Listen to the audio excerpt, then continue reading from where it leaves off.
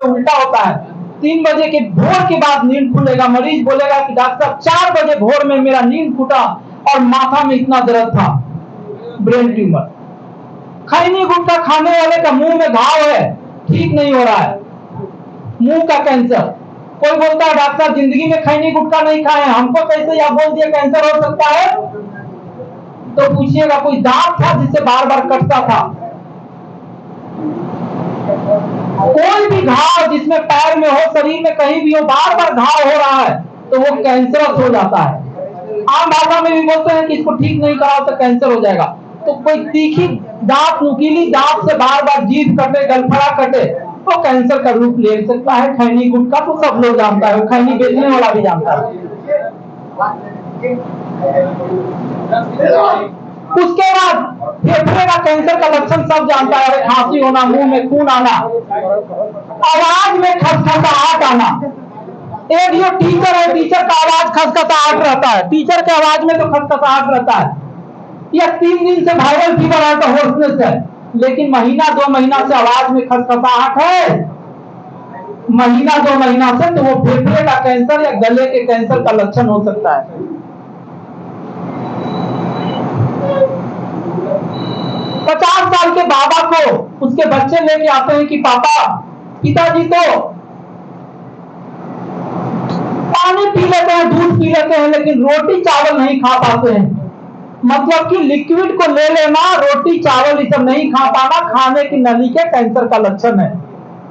पेट के कैंसर का लक्षण शुरुआती दौर में नहीं आता है, अल्सर रह सकता है, ये सब लेट स्टेज में पता चलता है। भूख का कम लगना, पेट में दर्द होना, ये सब थोड़ा लेट में ही आता है, पकड़ना शुरू में दिक्कत होता है।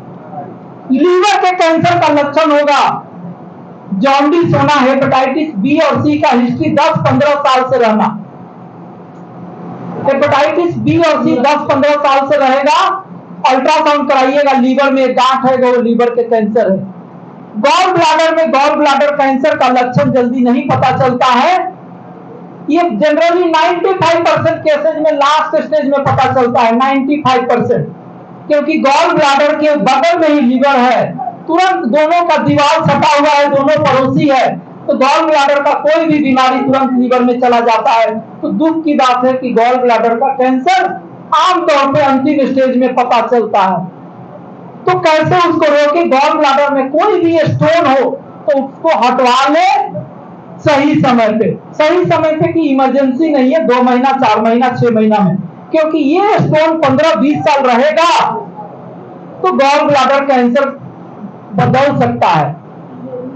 आंतों के कैंसर का लक्षण है 50 साल के बाबा बोलेंगे कब्जियत होना, 50 साल के बाबा बोलेंगे कब्जियत होना, जिंदगी में कभी कब्जियत नहीं था,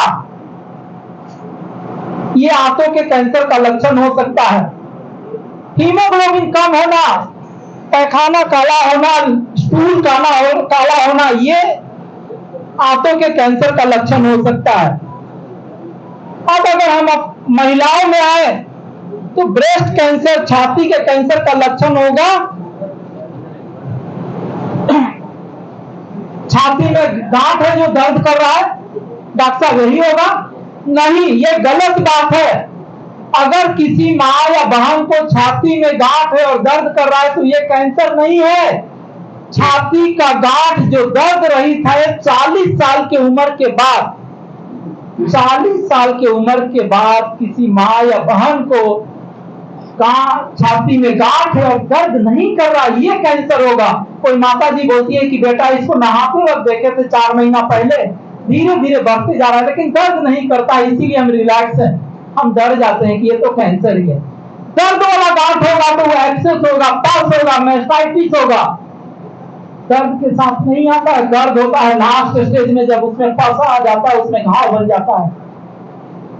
40 साल की उम्र के नीचे दर्द रहित गांठ, हार्मोनल चेंजेस, फाइब्रोएडिनोमा, फाइब्रोएडिनोसिस के कारण नॉर्मल गांठें भी होती है। 40 साल के नीचे कैंसर हो भी सकता है, नहीं भी हो सकता है। सिंपल सा जांच है अल्ट्रासाउंड, मैमोग्राम सब जगह नहीं होता है, आप एक अच्छा अल्ट्रासाउंड करा दीजिए, उसी से पता चल जाएगा। फिर एफएनएससी बाद में करा सकते हैं। सर्वाइकल कैंसर गर्भाशय के मुंह का कैंसर का लक्षण है। महीना के अलावा ब्लीडिंग होना, पोस्ट कोइटल स्पॉटिंग होना, ये सब है। ओवरी के कैंसर का लक्षण है अर्ली सटाइटी, इंग्लिश में बोलते हैं। टिपिकली पापा जी बोलेगी, दादी अम्मा बोलेगी, क्योंकि ये जनरली 60 साल के ऊपर होता है। जनरली, जरूरी नहीं है कि बेटा भूख तो लगता है लेकिन 2 रोटी खाते हैं तो पेट भर जाता है। अब उसके बाद गैस का दवाई देते देते जब तक पेट में पानी नहीं आ जाए, तीसरा चौथा स्टेज में नहीं आ जाए, एक सिंपल सा अल्ट्रासाउंड करा लेना चाहिए। CA-125 भी हम नहीं बोल रहे, अल्ट्रासाउंड। तो आप ओवरी के कैंसर को शुरुआती दौर में पकड़ सकते हैं। अब नॉर्मल कहीं भी कोई गांठ है और धीरे धीरे बढ़ रहा है, 2 दिन का गांठ कैंसर नहीं होगा शरीर में, और 2 साल का भी गांठ कैंसर नहीं होगा। 2 दिन का गांठ कैंसर नहीं होगा, कभी नहीं होगा, इन्फेक्शन होगा। और 2 साल का भी गांठ होगा, बेनाइन ट्यूमर, लाइकोमा जिसको बोलते हैं, फैट का, वो होगा। लेकिन जो 2 महीने का गांठ है, धीरे धीरे बढ़ रहा है, दर्द नहीं कर रहा है, शुरू में दर्द नहीं करता है, ये कैंसर का गांठ होगा। ब्लड कैंसर, टीबी का लक्षण याद रखिए, कमजोरी होना, शाम को बुखार लगना। सीबीसी कराइएगा, टीसी-डीसी, हीमोग्लोबिन कम रहेगा, प्लेटलेट कम रहेगा, डब्ल्यूबीसी या तो 1.5 लाख 1 लाख रहेगा या बहुत कम होगा, ये ब्लड कैंसर का लक्षण है। तो ये कैंसर के मोटा मोटी लक्षण है। इसको जान के आप एक बार रिवाइज करके आप भी कैंसर के मरीज को शुरुआती दौर में पकड़ सकते हैं। तो अब अगला 5 मिनट हम बताएंगे कि कैंसर क्यों बढ़ रहा है। उसके बाद अगला 5 मिनट तो बताएंगे कि कैंसर और आयुर्वेद का क्या रिलेशन है। बस 5 मिनट, ज्यादा नहीं। मौसम थोड़ा गर्म है, हम ज्यादा देर आपको नहीं रखेंगे यहाँ, एकदम 5 मिनट। बीड़ी सिगरेट सब जानता है कैंसर होता है। हाँ बताएं, फिर बताएंगे फिर बताएंगे। बीड़ी सिगरेट सब लोग जानता है कि बीड़ी सिगरेट से कैंसर होता है, गुटखा से होता है, चलिए सब जानता है। अब भाई पहले 40 साल पहले इतना कैंसर नहीं होता था, आज इतना कैंसर क्यों होता है? तो 40 साल पहले क्या क्या नहीं था, आप उससे सोचिए। आपके आसपास जो खेत है उसमें कीटनाशक नहीं छीटे जाते थे, उसमें पेस्टिसाइड नहीं छीटे जाते थे। तो जो चीज कीड़ा को मार सकता है, आपके पैदावार को बढ़ा सकता है, वो आपके फूड चेन में घुस के आपको भी कैंसर करेगा। पंजाब में आज गांव का गांव खत्म हो रहा है कैंसर से। रोड पे इतना गाड़ी नहीं चलता था, 40 साल पहले रोड पे इतना गाड़ी नहीं चलता था। जो टेम्पो ऑटोमोबाइल का जो पीछे से धुआं निकलता है उससे भी होता है।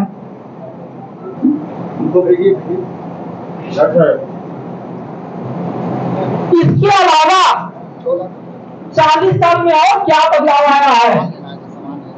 बैठ के काम करना, दिन में 10 बार खाना खाना, अपना चाय नाश्ता सबको ले ले तो 8 से 10 बार मुंह में कुछ न कुछ जाता है। पहले जमाना में लोग सवेरे खा के निकलते थे, दिन भर खेत में रहते थे, फिर शाम को भोजन मिलता था। फास्टिंग नहीं करना, फास्ट फूड खाना। तो नेचर से हम दूर जा रहे हैं, हरी साग सब्जियों को नहीं सेवन कर रहे हैं, फास्ट फूड का सेवन, शारीरिक व्यायाम नहीं कर रहे हैं, एक्सरसाइज नहीं कर रहे हैं। किताब में लिखता है, कैंसर की किताब में लिखता है कि 45 मिनट सप्ताह में 5 दिन, 7 दिन नहीं, 5 दिन आपको 45 मिनट भागना है, दौड़ना है, खेलना है, कूदना है, सीढ़ी करना है। पहले जमाना में लोग खेत में 45 मिनट का क्या 5 से 6 घंटा दौड़ते थे। आज हम और आप क्या है, सवेरे कुर्सी पे बैठ के शाम को उठते हैं। व्हाइट कॉलर जॉब तुरंत निकला हुआ है सबका। तो जो जो हार्ट के बीमारी का कारण है वही कैंसर को बढ़ा रहा है। डायबिटीज बढ़ने के कारण भी कैंसर बढ़ रहा है। बोलिएगा डायबिटीज ये कैसे है? तो जो इंसुलिन लेवल बढ़ता है डायबिटीज को ठीक करने के लिए इंसुलिन पहले लेवल बढ़ता है शरीर में, जब इंसुलिन थक जाता है तब शुगर बढ़ता है। तो हाई इंसुलिन लेवल भी breast cancer, prostate cancer, colon cancer करता है। हम लोग जो दिन भर खाना खाते रहते हैं तो इंसुलिन शरीर दिन भर निकालते रहता है।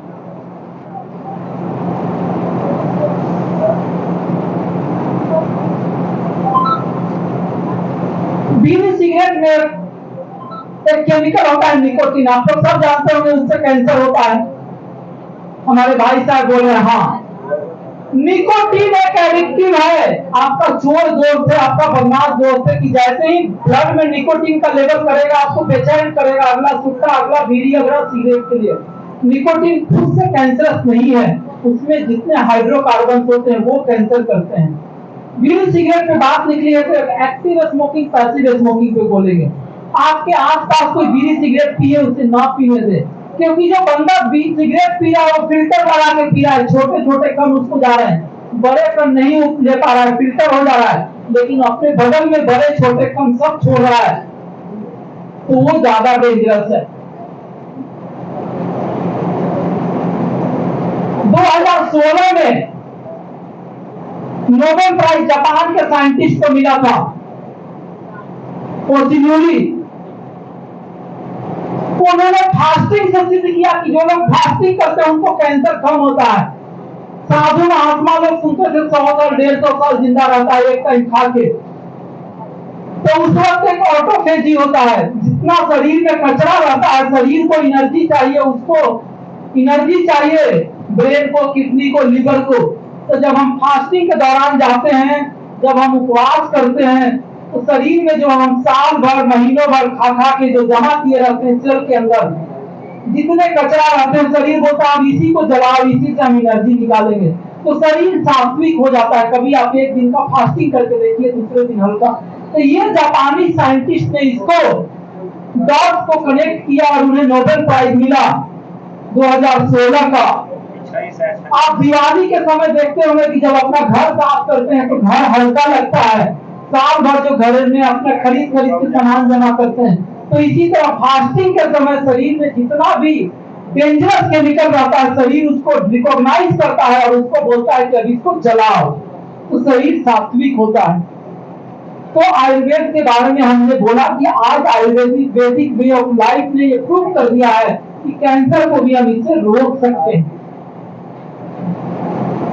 इसके अलावा जो हमारे वेदा में, आयुर्वेद में यूज होता है हल्दी, गार्लिक, हल्दी में तो कुरकुमिन होते हैं जिसको आज हम लोग एंटी कैंसर ड्रग बनाते हैं। गार्लिक में, लाल मिर्च में, बहुत सारे पिपरिन में ऐसे केमिकल से जो कैंसर से लड़ते हैं। अगला 5 मिनट हम बताएंगे बेसिक टेस्ट जो आप अपने क्लिनिक में कर सकते हैं। सीबीसी, हीमोग्लोबिन का कम होना, कभी कभी ज्यादा होता है, प्लेटलेट का बहुत कम होना, ज्यादा होना, डब्ल्यूबीसी बहुत ज्यादा होगा, लाखों में रहेगा या कम रहेगा, ये ब्लड कैंसर की तरह। अल्ट्रासाउंड आप पकड़ सकते हैं, सिंपल एक्सरे से बहुत बार, अगर अच्छा डिजिटल एक्सरे है तो फेफड़े के कैंसर को पकड़ सकते हैं। पीएसए का टेस्ट करके प्रोस्टेट कैंसर को, कुछ ट्यूमर मार्कर, ये आप अपने क्लिनिक में भी कर सकते हैं। अब हम अगला 5 मिनट बताएंगे कि कैंसर में हम लोग क्या कर रहे हैं और हमारे यहाँ क्या सुविधा है। Bhutan cancer centre 2000 max hospital से डॉक्टर राहुल चौधरी कलकत्ता पटना के हैं, डॉक्टर नीलू यादव जो कि हमारी धर्म पत्नी भी हैं, ये गायनी कैंसर देखती हैं। तो ये एक टीम है, यहाँ पे सरकारी सुविधाएं सारी उपलब्ध है, आयुष्मान भारत है, सीएम रिलीफ फंड है, मुख्यमंत्री राहत कोष है जिससे कि 1 लाख रुपया तक सारे मरीज को मिलता है, और ईएसआई है, ईसीएचएस है, सीजीएचएस है।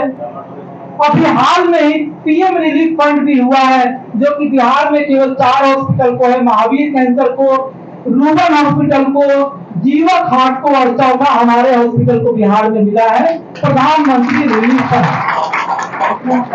ये इसमें 5 लाख तक मिल सकता है, लेकिन अगर बोन मैरो ट्रांसप्लांट कराना है हट के है, तो वो सारी सुविधाएं कैंसर के लिए राहत की जो इंडिया में अवेलेबल है अब हमारे कैंसर हॉस्पिटल में है। हम अपने मरीज को बोलते हैं ठीक होने का गारंटी नहीं दे सकते, दुनिया का बेस्ट ट्रीटमेंट मुहैया करा सकें। इसके अलावा कोई गरीब गुरबा है वो भाग नहीं सकता है, आय आवासीय नहीं बना सकता है, आय आवासीय प्रमाण पत्र नहीं बना सकता है, तो ऐसे मरीज खास करके जो बच्चे हैं उनको हम लोग एडॉप्ट करते हैं। लेकिन जरूरी नहीं है कि बच्चा ही हो, कोई ऐसा हो जिसको कुछ नहीं है, जिसका नहीं फैमिली है सपोर्ट करने वाला, फैमिली ने सिर्फ फीस त्याग दिया है, आप उसको भेज सकते हैं। दूसरा परिवार उसको एडॉप्ट करके और पूर्णतः फ्री में इलाज करता है बिना किसी सहायता का। अगर प्रोजेक्टर रहता तो भी हम दिखाते। इसके अलावा अगर ग्रामीण चिकित्सक भाई अगर आप पेशेंट लेके आइएगा तो आप लोग अगर स्वतः आते हैं तो हम लोग उस वक्त फीस नहीं लेंगे। करते हैं कि कैंसर का बेस्ट ट्रीटमेंट मुहैया कराएं और आशा करेंगे कि आगे भी हम लोग कैंसर के जागरूकता अभियान में इस तरह से सम्मिलित हो। आप लोग का सहयोग चाहिए और ये जागरूकता अभियान हम निःशुल्क चलाते हैं बिना किसी फीस का बिहार के डिफरेंट कोने में। तो फिर हम कहीं ना कहीं जुड़ेंगे आपके साथ। इसी के साथ हम अपनी आज के वाणी को विराम देते हैं। धन्यवाद।